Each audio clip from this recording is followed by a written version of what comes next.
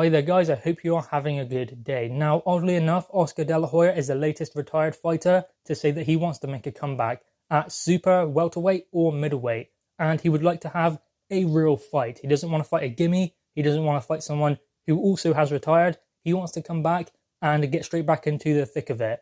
Now, he said also that he wants to wait and see what Mike Tyson does with his comeback, because they're not the same age, but there's 6 years between them. Oscar De La Hoya is 47. Mike Tyson is 53, and we haven't seen Oscar De La Hoya on the pads training or anything like that, and no offense to him, but he doesn't look as lean as he did in his career. So Oscar De La Hoya, if he wants to make a comeback, is probably a while away from that.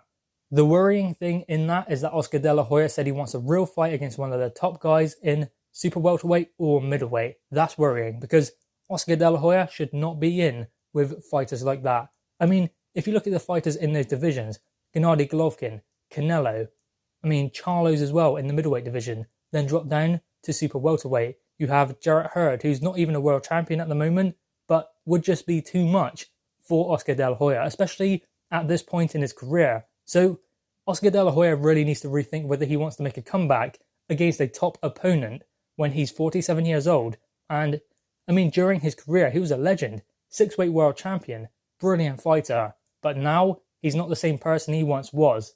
And has he been continuously training? Because it's not just about your age, it's about how you've looked after yourself.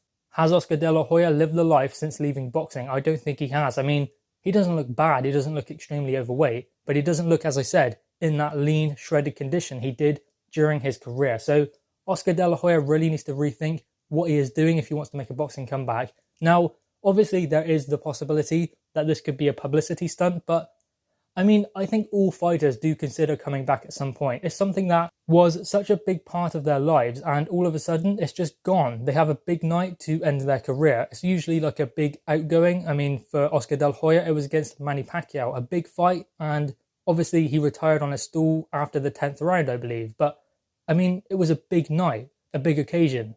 That's that, then it's all gone. So that's why fighters always struggle to just let go. So it's always going to be tempting for them to make a comeback, because obviously it was a big part of their lives and it's a short career. Some fighters are retired at 30. That's incredible, because 30 is still considered quite young. Yet that's the end of their boxing career. So they have a long time and a lot of living to do after that. So what do they do instead? And I believe that is the reason why the best fighters especially really struggle to let it go, especially like Vladimir Klitschko, who's talked about a comeback, Mike Tyson, who has talked about a comeback, even Frank Bruno spoke about it a few years ago, now Oscar De La Hoya. These fighters who were at the top, some of the best fighters in the world ever, they just can't let it go, because obviously that was just such a big part of their lives, coming out in front of the crowd, 20,000 people, 30,000 people, maybe 40, maybe even more, world title fights, and just those career and life-defining moments that are just hard for them to let go. So Oscar De La Hoya is going to want to make a comeback. Most fighters do at some point, but to come back against a live opponent and have a real fight, especially considering the guys who are around the weights that he would be fighting at, junior middle and middleweight, it's just not a good idea, because those guys just have a decided advantage over him. So why do it? What's the point? I know it sounds pessimistic to say it and just say that he shouldn't be doing this, and it's bad to tell someone they can't do something when they really want to, because look at what people have done. Everything's impossible until someone does it. But still, it just seems like he's giving them too much of an advantage in that fight. Of course, those guys would take the fight with Oscar De La Hoya because it's a big fight against a legend in his comeback. So they would probably take the fight, against their better judgment. But still, it's a big money fight and they want to make money. They're in this for money and obviously titles and that as well. But ultimately, if you offer them a big payday, then it's going to be very difficult for them to turn down. So Oscar De La Hoya going in there is, 80% compared to their 100%, probably even less, because it's not just about Oscar De La Hoya's age, it's also about the 12 years of inactivity that he has had. So